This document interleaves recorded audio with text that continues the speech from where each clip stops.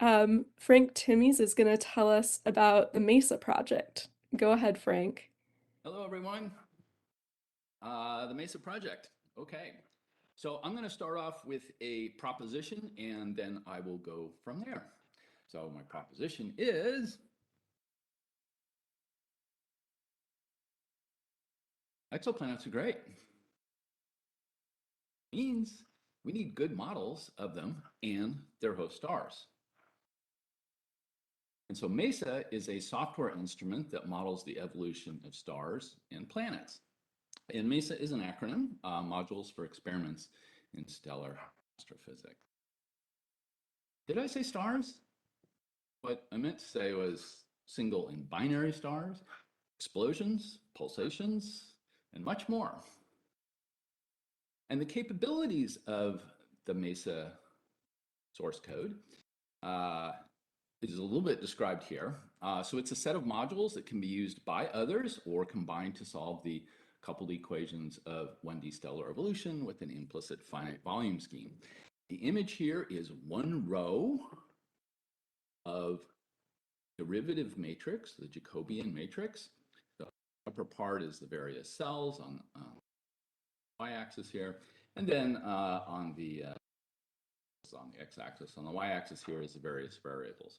And so this is the Jacobian, and you're looking at a picture of the sparsity of one row, a particular model. That is as technical as I'm going to get about the MESA source code itself. Because the MESA capabilities of the MESA have been described in a series of 6 instrument papers over 12 years, starting with MESA 1 in 2011, MESA 2 in 2013, up to the current epoch where we have MESA 6, which is in press in a supplement. So that one is forthcoming. And the mere fact that there have been 6 instrument papers over 12 years is an innovation in and of itself. Right? We've probably all seen software projects where there was a software instrument paper, and then there might be another one a decade later.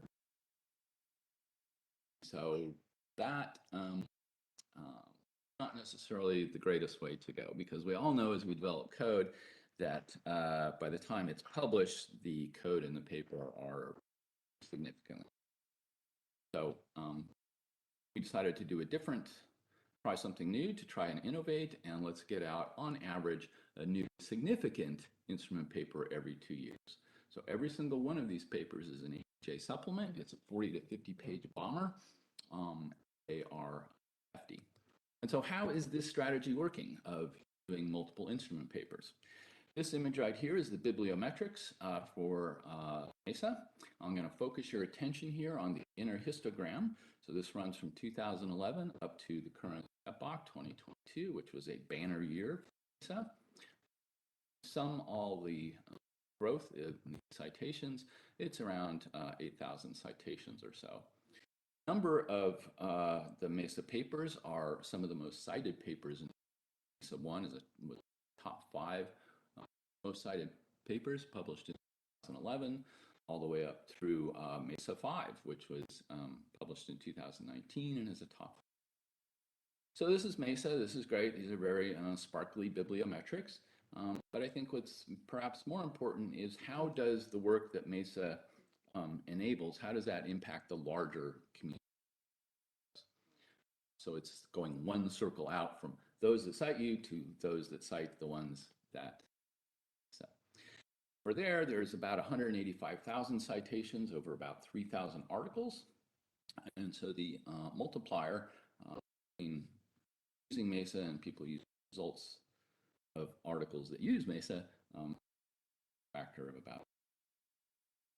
So MESA is having a significant impact both within the stellar and exoplanet. In fact, exoplanets make up a definite healthy fraction of citations to MESA people use. So who's doing all these papers? Who's writing all this stuff? So the MESA community is global. There's roughly, as of January 2023, there's roughly about 1,100 active members on the registered user list. And every year there's about a 10-15% turnover. As people graduate, they move on, they go on to different things, new people come. It's about a 10-15% turnover since about 2011, total community of about 23 total who have MESA has a dominant market share across the world, and there's all kinds of fun reasons that we can talk about that, but short talk. So the MESA community is global, but I do want to mention that an open, thriving, open source, open knowledge software project takes a village. Everybody can or should be the coder. There are many roles to play in a successful software project. So on this image here, I've probably played several roles here. I probably spent a lot of time being this person down here looking at the ammeters, looking at the bibliometrics, looking at all kinds of metrics, how we doing, what's going on. And that's an incredibly valuable thing to do for your software project. You'll also note that this light is battery powered, and that means that batteries need to be replaced, rejuvenated, recharged. And so I think personally over the next year or two, I'm going to back to battery operators are doing and doing a little battery operating. Looks like we have a new battery in here, so we got to get this battery over. So there are people who need to run the business case. There are people who need to run the education case. There are people paper writing case. There's lots of roles to play successful. And MESA is just one software instrument out of an entire ecosystem. So on the bottom here are the things we do on Earth. So I've particularly listed some nuclear facilities, some high energy density facilities, and high pressure facilities. This is what we do in laboratory astrophysics. And then there's this ecosystem of software that gets us to the telescopes. A lot of these are NASA driven, both on the ground and space, and there are some other ones, neutrino observatories as well in there.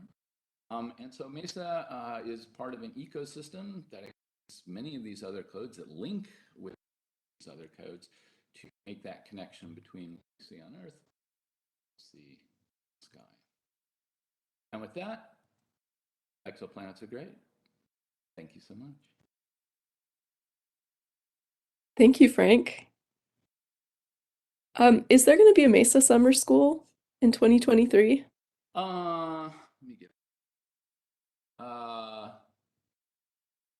Yes. So, starting around 2012, we started doing MESA summer schools as a way to build up the user community. That's a hint for those of you who have software projects out there. And we ran them at UC Santa Barbara once a year up into 2022. And going forward, so that was the end of the MESA summer schools in Santa Barbara. But there have been many calls over the years to do a MESA summer school in Europe, to do one in South America, to do one in various places. Never did that because we didn't have the resources to do that kind of full MESA summer school.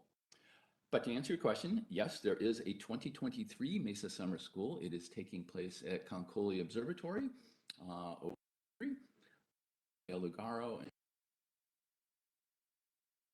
It's in August, so if you are interested in polishing your MESA skills, yes, there will be a MESA Summer School this year in August 2023. And it's easy enough to. Great, that's good to know. And so do the MESA summer schools come with funding for graduate students to maybe? So I can only speak to what did happen at Santa Barbara, and the answer to that is no, and that was by design, because we were not giving away free trips to Santa Barbara to go visit the beach or the wharf or whatever you wanted to do. And so we wanted people to have skin in the game.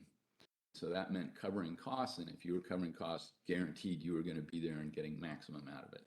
I don't know what the Concoli folks are going to do. I don't know what their policy is on that. It's over in Europe. They may have stuff. Okay, that makes sense. I'm sure I would have jumped at the chance for a free trip to Santa Barbara when I was a Exactly. student. Yeah, no.